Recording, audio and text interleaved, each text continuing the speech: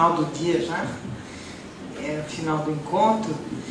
E no começo eu falei que estava muito contente de estar recebendo vocês, e agora eu posso dizer, mas realmente com muita felicidade, né, que a gente passou esses dias aqui, esses 3 dias juntos discutindo, e que eu estou muito feliz com o encontro, né, que assim, não só assim, a variedade, né, pelo ambiente agradável que, né, que se criou, de discussão, de compreensão de coisas, enfim, né, e uma coisa, eu acho difícil até de exprimir, porque houve assim uma informalidade, mas que não é uma informalidade, vamos dizer, caótica, né, mas uma forma de estarmos juntos, né, sem muita preocupação, justamente, né, com as formas de dizer e tal, mas que trouxeram, eu acho, assim, dizeres justamente de todos os lados, múltiplos, polissêmicos, né, e que me agradaram muito. Em especial, gostaria de dizer, havia aqui, durante, né, esses 3 dias, circulou gente de todos os lados do Brasil, né, de norte a sul, que eu achei interessantíssimo, e gente de áreas diferentes, quer dizer, tem desde arquitetura, geografia, música, né, pintura, arte, linguistas, analistas de discurso, educadores, né, hoje também com a conversa de rua, né, inclusive um tipo de problema social dramático como foi colocado hoje, né. Então, eu me sinto assim realmente muito feliz. O rosto está cansado, então ele não está expressando a felicidade como devia, né? Mas eu realmente estou muito contente, muito satisfeita de ter percebido que a gente conseguiu acolher, né? Acolher esse grupo de pessoas que assim, sem exceção, desde o primeiro até o último que falou aqui, desde os que falaram aqui da mesa ou falaram do auditório, né? Tudo foi, vamos dizer, veio com muita força de verdade, da vontade de conhecer, de saber, etc. E eu acho que isso se deve muito à cidade. Aí eu vou fazer, porque eu tenho que fazer uma conferência de fechamento, então eu vou passar para uns comentários de conferência de fechamento, justamente falando, né, sobre a questão da cidade, né? E eu vou me... Vai cair, será? Essas geringonças que sempre atrapalham quando a gente vai falar. E eu vou me basear em algumas coisas que eu anotei aqui na introdução do meu livro, né, algumas coisas à margem do que eu já tinha feito aqui, que eu acho que vale a pena ser dito, né, para quem não tiver o livro, já presta um serviço, né, e para estabelecer uma conversa nossa final aqui, né, de fechamento. Bom, o meu livro chama Cidade de Sentido, né, e eu faço uma introdução falando sobre isso. E o que eu digo que eu estabeleço aqui no livro é um pouco que se estabeleceu aqui nesses dias, né, então por isso que eu me decidi, né, por retomar isso que está me sendo muito caro ultimamente, né, que é essa forma de trabalhar e de compreender a cidade, né, pelo discurso. Aliamos na nossa reflexão o sujeito, a história e a língua em uma relação particular, que é a relação de significação.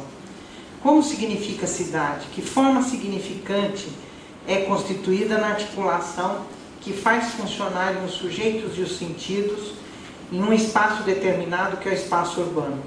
Como os sentidos aí se constituem, se formulam e transitam? São essas as questões que nos têm ocupado. Quando pensamos a cidade, introduzimos de imediato uma relação face à ideia de nação também. Porque a cidade é pensada em relação a isso que a gente chama de droit de cité, ou seja, a cidadania, né? Então, a ideia de cidade está vinculada a isso, introduzindo assim a dimensão jurídica na consideração do cidadão. Uma nação, por outro lado, é uma entidade abstrata, enquanto que uma cidade tem dimensões, formas visíveis, sendo perceptível em primeira instância. Assim, podemos dizer que outra característica de cidade, importante para nossos fins, é o fato de que a cidade introduz a dimensão da representação sensível das suas formas, ao lado da consideração de um espaço de cidadania. Vemos, descrevemos, calculamos, organizamos, administramos a cidade de maneira perceptível. Entramos e saímos dela. E podemos dizer que um país é feito de muitas cidades distribuídas em sua superfície. Aí trazemos uma outra consideração, a de que supõe-se uma localização territorial quando se fala em cidade. Cidades e territórios são solidários. No território urbano, o corpo do sujeito e o corpo da cidade formam um, estando o corpo do sujeito atado ao corpo da cidade, de tal modo que o destino de um não se separa do destino do outro. Em suas inúmeras e variadas dimensões, material, cultural, econômica, histórica, etc. O corpo social e o corpo urbano formam um só. Para nossa época, a cidade é uma realidade que se impõe com toda a sua força. Nada pode ser pensado sem a cidade como pano de fundo. Todas as determinações que definem um espaço, um sujeito, uma vida, cruzam-se no espaço da cidade. Como a fixação permanente de povos anteriormente nômades na bacia do Mediterrâneo, que assinalam o início da civilização ocidental, o início do que pode ser considerado moderno em nossa civilização é caracterizado pelo crescimento das grandes cidades. A característica marcante... Espera aí, gente.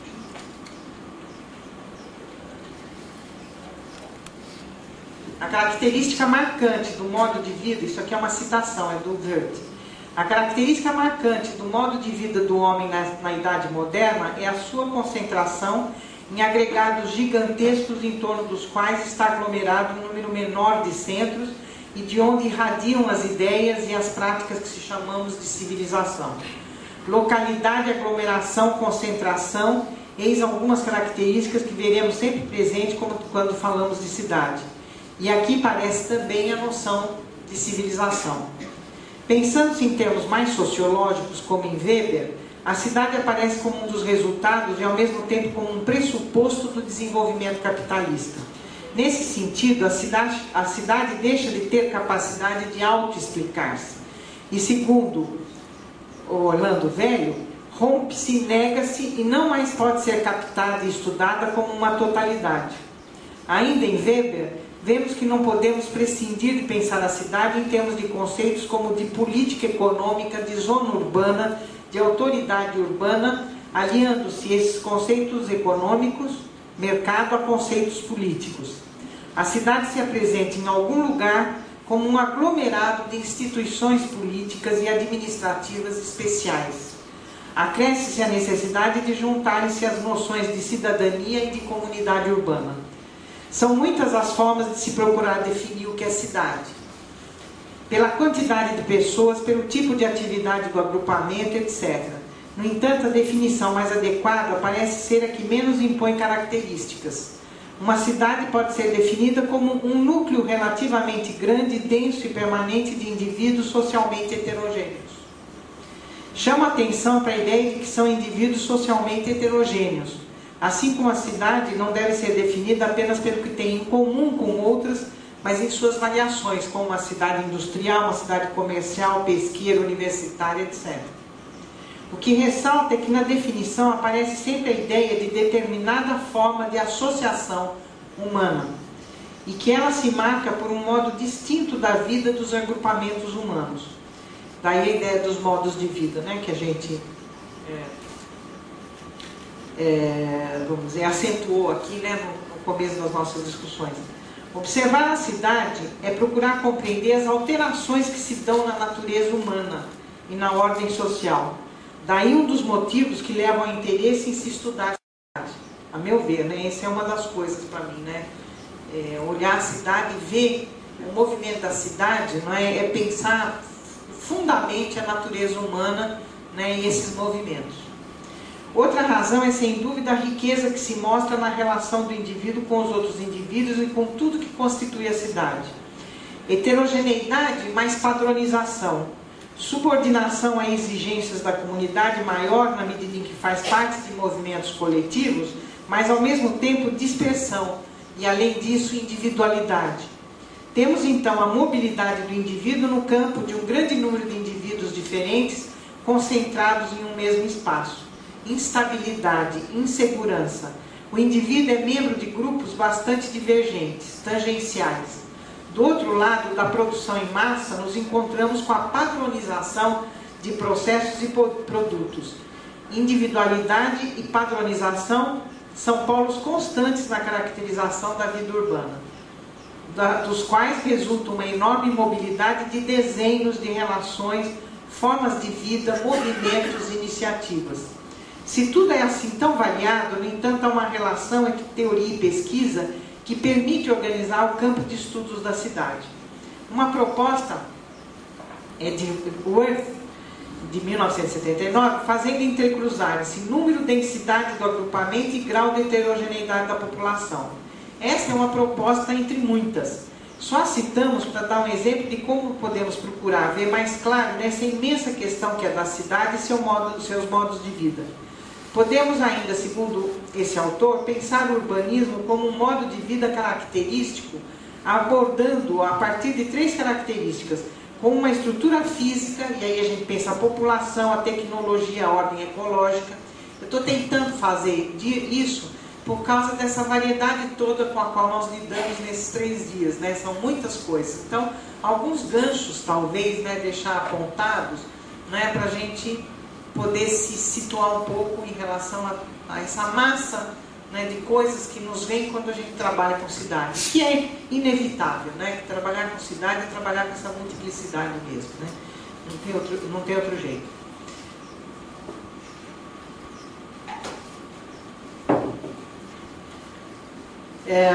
Então, podemos pensar então como uma estrutura física, e aí nós podemos pensar a população, a tecnologia, a ordem ecológica. Eu acho que houve trabalho sobre todos esses aspectos aqui apresentados, né? 2, como um sistema de organização social, e aí vem a estrutura social, instituições e relações sociais. Ou então como um conjunto de atitudes e ideias, e aí aparece a ideia de controle social, etc. Em nosso caso, tudo isso está presente, mas organizamos nossa observação pela linguagem. E a questão da escrita, do grafismo, da oralidade, de como os sujeitos se significam a si mesmos e aos outros, etc., desempenha papel fundamental. Por exemplo, ao invés de afirmar, como esse autor que eu estou tomando aqui, estou repetindo, né, que é o Worth, que as cidades maiores atraíram mais negros e outros grupos raciais do que as comunidades pequenas, interessa-me que nas cidades grandes o movimento da grafitagem é desencadeador de um movimento de consciência que atravessa toda a população segregada. Vocês entenderam o que eu estou querendo dizer? Quer dizer, ao invés de você, né, pensar sociologicamente, quando você toma a linguagem, você pode organizar a reflexão, né, de outra maneira, né, e expandir isso. Já outras observações também nos interessam. Por exemplo, o fato de que a dessemelhança joga forte nos centros urbanos. Povos de traços diversos são aglomerados em contato físico estreito. Porém, não nos interessa só a visibilidade dessa característica, mas seu sentido. Que sentido tem isso? O que daí resulta, como isso significa, para quem significa, etc. Sem esquecer que o próprio espaço e sua conformação urbana é parte dessa significação. Finalmente, vale a pena atentar ao fato de que quanto maior, isso também é o Wirth que diz, quanto maior o número de pessoas no estado de relação umas com as outras, tanto menor é o nível de comunicação e tanto maior é a tendência da comunicação proceder num nível elementar. Interesses comuns, diz ele. Disso resultam várias coisas, entre elas a de que é no sistema de comunicação e da tecnologia, na tecnologia de produção e distribuição surgida na civilização moderna, que se devem procurar os sintomas que indicam o desenvolvimento do urbanismo como modo de vida.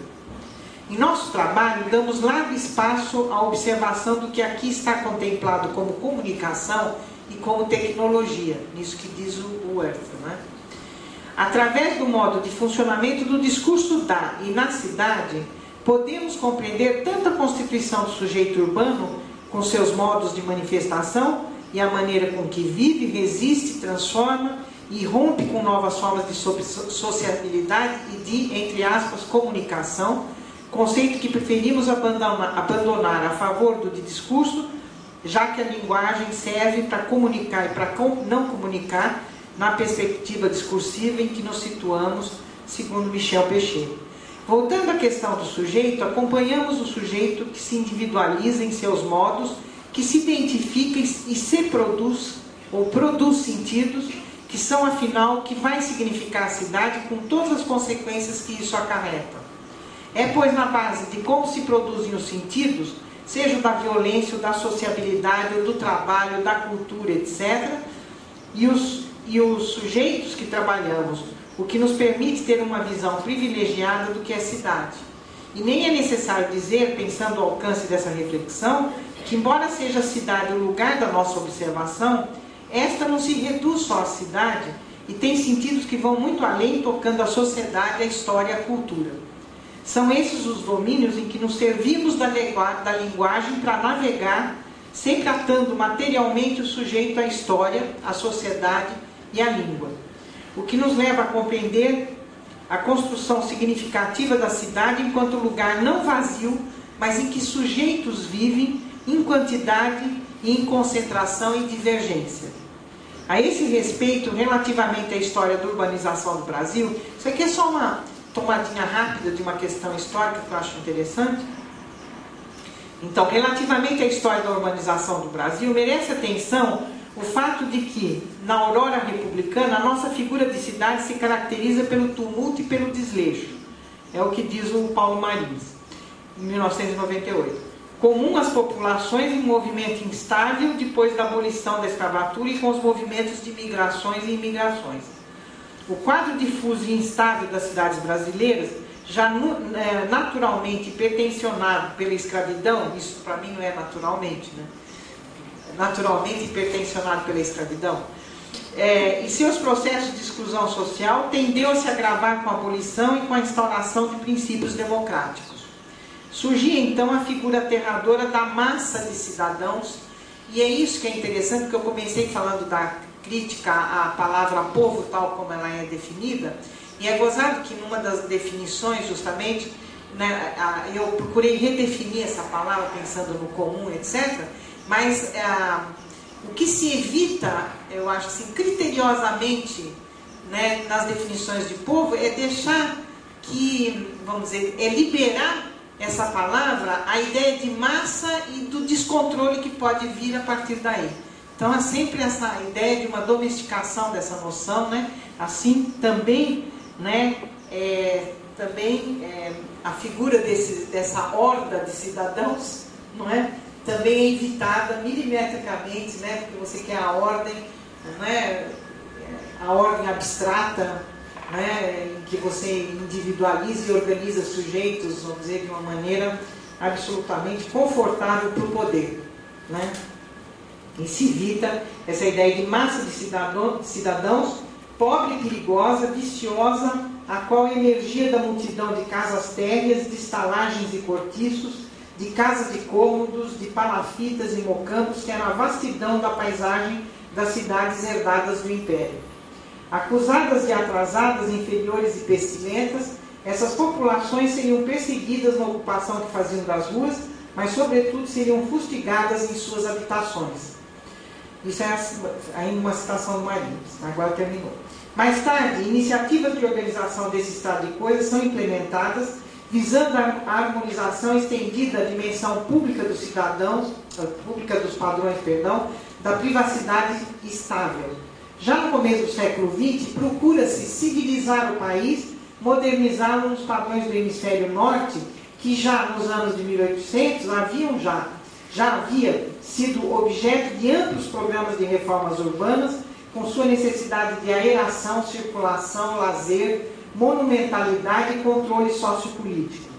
Instalam-se, por exemplo, em São Paulo, equipamentos urbanos monumentais, né? Começa no centro, prédios do Estado com aspecto imponente no centro da cidade, onde a forma de moradia era a que misturava cortiços e outras formas de habitação de maneira desorganizada, em que casas de comércio dividiam paredes com habitações luxuosas ou remediadas, ou com cortiços, casas de cômodos, etc. Quer dizer, começam a organizar, né? Quer dizer, é a urbanização.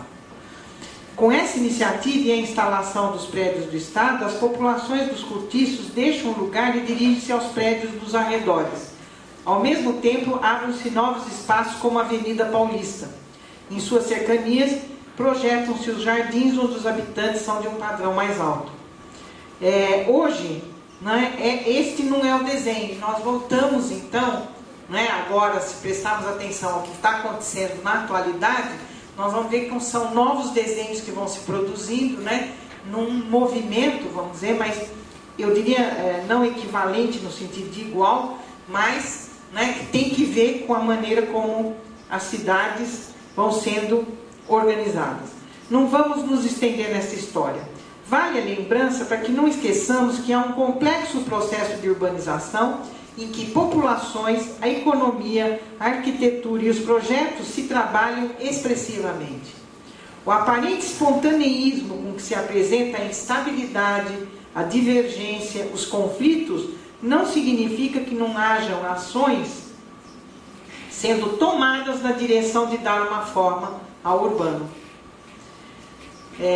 Interessa-nos como isso é significado pela análise das relações entre o real da cidade, o imaginário da organização urbana e os sentidos que aí se instalam na difícil relação entre a cidade, o urbano e o social. E com isso, na verdade, eu vou terminando, porque eu retomo aquelas minhas preocupações que eu coloquei no início, que é essa ideia do urbano, do social, né, e da cidade.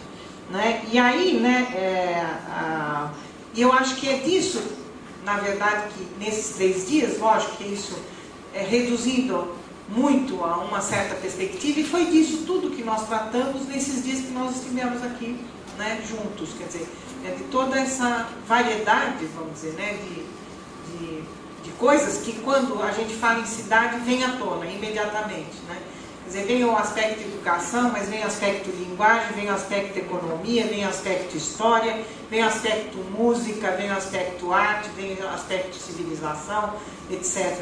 E isso tudo, de alguma maneira, foi tocado por nós, né, e fica como sugestão para a gente aprofundar, né, no futuro, aí, no que está por vir, né, a gente conseguir aprofundar essas reflexões. Eu agradeço imensamente as pessoas que estiveram presentes, né, e que contribuíram, né, para essa discussão, porque, sem dúvida, isso marcou para nós, eu tenho certeza, as pessoas, os meus colegas aqui do laboratório devem estar de acordo comigo, né, isso marca um momento para nós de reflexão muito importante. Então, eu parabenizo as pessoas que participaram, os trabalhos foram de um nível excelente, e eu fiquei encantada, vamos dizer, de estar podendo sediar, vamos dizer, um acontecimento desse. Espero que aconteça muitas vezes.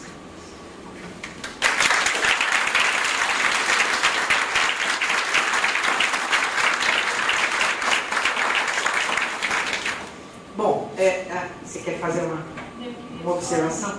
Não, uma observação. Nós estávamos lá no auditório falando justamente da beleza do evento, né, da riqueza, e então eu acho que, em nome de agora, todos os que estiveram presentes, tiveram a oportunidade de estar presenciando aqui, nós queremos agradecer ao laboratório, né, Estudos Urbanos, a todos, né, que eu acho que tiveram esse trabalho imenso para organizar esse evento, né, dessa beleza, dessa força, e eu sei que uma pessoa que esteve muito à frente foi a Rosângela, então realmente os nossos parabéns a todos vocês, foi um prazer imenso, né, poder ouvir tanta coisa boa e bonita, que acho que vai ficar ressoando. Obrigada, Suzy, mas você também faz parte, né? Você é que é um dia.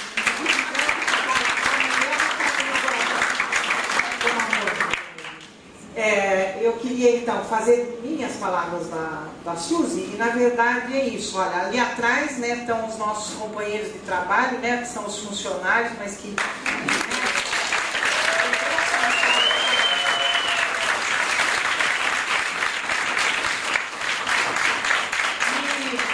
finalmente, então, em nome justamente de pessoas, sem dúvida, que batalham junto com a gente, que vestem a camisa, que fica fora de hora, que vai com o carro quebrado ou não, quebrando ou não, vai buscar, vai levar, né, Dagmar? Se vira, mas dá um jeito, mas faz a coisa funcionar. Então, em nome, vamos dizer, de todos vocês, eu gostaria, mas isso em nome, justamente, então, em nome de toda a equipe que trabalhou, né, junto com a gente, eu gostaria de chamar a Rosângela aqui para...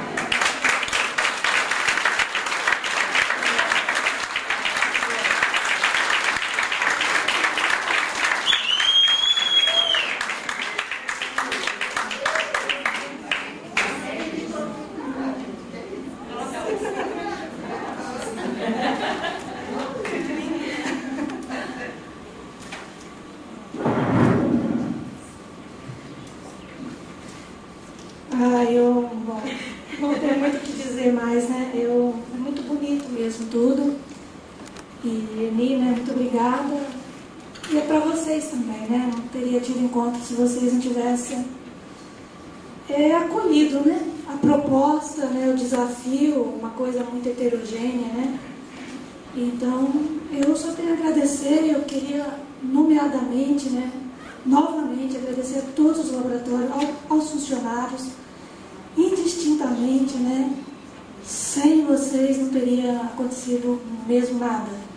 E, bom, aos colegas, né, vou dizer, né, todo o apoio que a gente teve, ao apoio da FAPESP, da Unicamp, a COSEM, né, e a CGU, e também o Pronex, quer dizer, são projetos com os quais a gente trabalha que disponibilizaram recursos para o mínimo que vocês puderam ter aqui. Eu fico muito contente. Eu abri esse encontro falando das especialidades e das espacialidades, né, que eram tantas aqui. E eu quero encerrar dizendo que eu espero que isso produza muito cruzamentos, né? Cruzamentos, multiplicações aí, muito, né? Enfim, nós estamos aí à disposição, vocês têm um folder, nós vamos procurar vocês também. E assim que eu quero encerrar, pensando que a gente está abrindo, né? Abrindo conversas, abrindo relações, vínculos, né? Pensamentos, tudo isso. Obrigada, gente.